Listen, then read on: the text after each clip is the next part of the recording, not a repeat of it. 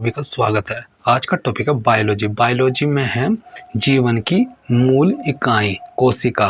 कोशिका जीव विज्ञान। बायोलॉजी यह है बायो से बायो लाइफ और लोगस बराबर स्टडी से बना है, जिसका अर्थ है जीवों का अध्ययन। जीवों का अध्ययन। बायोलॉजी शब्द का प्रयोग पहली बार 1801 में फ्रांसीसी वैज्ञानिक लेमार्क और जर्मन वैज्ञानिक ट्रेवी रेनस ने किया था। अरस्तु ने जीव विज्ञान को विज्ञान की अलग शाखा के रूप में स्थापित किया, इसलिए अरस्तु को जीव विज्ञान का पिता कहते हैं। जीव विज्ञान की दो शाखाएं हैं, वनस्पति विज्ञान एवं जंतु विज्ञान। वनस्पति विज्ञान में आएगा वनस्पति विज्ञान बोटनी शब्द की उत्पत्ति ग्रीक भाषा के बोट से हुई है, जिसका अर्थ है चारवाही करवाना। थियोफ्रेटस ने अपनी पुस्तक हिस्टोरिया प्लांटियम में 500 प्रकार के पौधों का वर्णन किया था, इसलिए इन्हें वनस्पति विज्ञान का पिता कहा जाता है। एरिस्टोटल अरस्तु को जंतु विज्ञान का पिता कहा जाता है। इन्होंने अपनी जंतु इतिहास नामक पुस्तक में 500 जंतुओं की रचना की, स्वभाव, वर्गीकरण, जनन आदि का वर्णन किया। जीव विज्ञान की कुछ शाखाएं इसमें आएगा एनाटोमी जंतु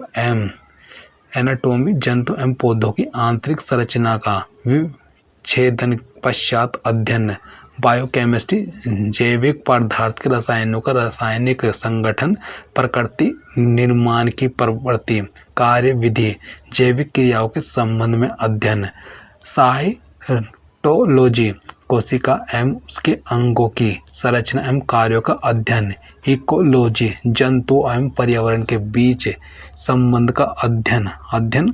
फिर इसमें आएगा एम्ब्रियोलॉजी जीवों के जीवन लेने तक की परिवर्धन अवस्थाओं का अध्ययन, एंडोक्रिनोलॉजी जंतुओं में अंतःस्रावी ग्रंथियों एवं हार्मोन की क्रिया विधि का अध्ययन, इवोल्यूशन जीवन की उत्पत्ति एवं कार्मिक विभेदीकरण या जाति की उत्पत्ति का अध्ययन, हिस्टोलॉजी सूक्ष्मदर्शी द्वारा ऊतक का अध्ययन, इम्यूनोलॉजी संक्रमण के प्रति जीवों की प्रतिरोधकता का अध्ययन,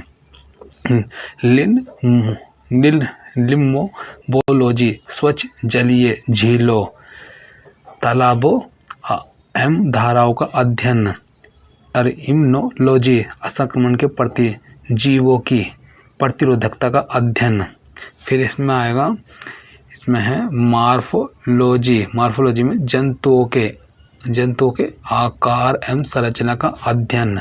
इसमें पैलियोजूलॉजी जंतुओं के जीवाश्म का अध्ययन, फिजियोलॉजी जीवों के अंदर विभिन्न भागों के कार्यों का अध्ययन, रेडियोबायोलॉजी जीवन पर रेडियो सक्रियता के प्रभाव का अध्ययन, टैक्सोनॉमी जीवों का वर्गीकरण एवं उनका जीवों के साथ उद्विक्सीय संबंध का अध्ययन। इसमें आएगा अध्ययन के बाद आएगा जियोग्राफी संपूर्ण पृथ्वी पर जीवों के वितरण का अध्ययन, जूपैथोलॉजी जंतुओं के रोगों का अध्ययन। फिर जीव विज्ञान की विशिष्ट शाखाएं, एक्रोलॉजी टिक्स व माइटस का अध्ययन, एग्रीकल्चर कृषि का अध्ययन, एंजियोलॉजी धमनी एवं सिराओं सहित रक्त संचरण तंत्र का अध्ययन, यह एंथोलॉजी पुष्पों का अध्ययन। फिर बैक्टीरियोलॉजी जीवाणुओं का अध्ययन। फिर बायोलॉजी मोसेस लीवर वाटर्स एवं ओनर वॉट्स का अध्ययन, कार्डियोलॉजी हृदय का अध्ययन, डर्मोलॉजी शारीरिक त्वचा का अध्ययन, एपिडेमियोलॉजी परजीवियों का संक्रमण या व्यापक रोगों का अध्ययन, इथोनोलॉजी मानव जाति का अध्ययन, इटियोलॉजी रोग के कारण का अध्ययन, जेरेंटोलॉजी वृद्धि अवस्था का अध्ययन, गायनोलॉजी मादा प्रजनन अंगों का अध्ययन, हीमेटोलॉजी रक्त का अध्ययन, हिपोटोलॉजी यकृत का अध्ययन, केलोलॉजी मानव सौंदर्य का अध्ययन। फिर इसमें आएगा लेप्रोलॉजी यह है कोड़ का अध्ययन। फिर है मोलिक्यूलर बायोलॉजी, आणविक स्तर पर जीव विज्ञान का अध्ययन है।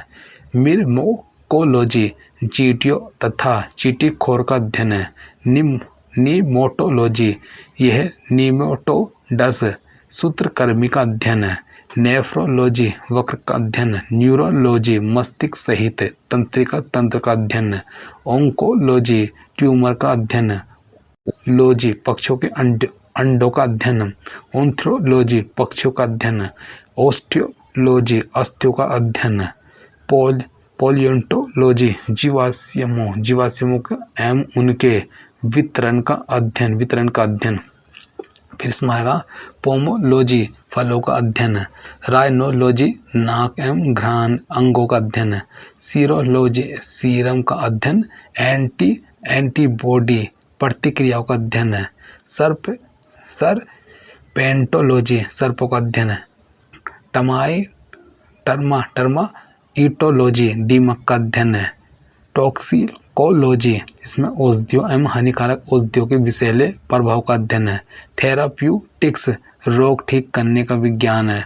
ट्रोफोलॉजी, पोषण का अध्ययन है। वायरोलॉजी, वायरस का अध्ययन इसमें आएगा। जूफाइटोलॉजी, जीवों के ढेर जैसे डायमस का अध्ययन। थैंक यू दोस्तों आज के लिए।